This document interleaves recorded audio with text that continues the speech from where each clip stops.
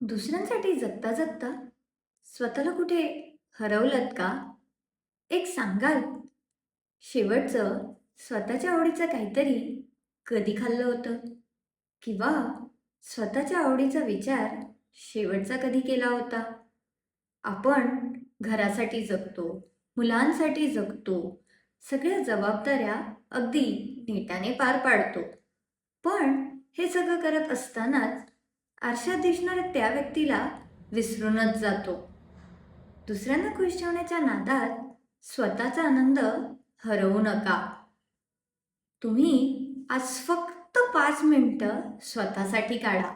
कारण तुम्ही आनंदी असणार तरच तुमच्या अवतीभोवतीचं जग आनंदी राहील.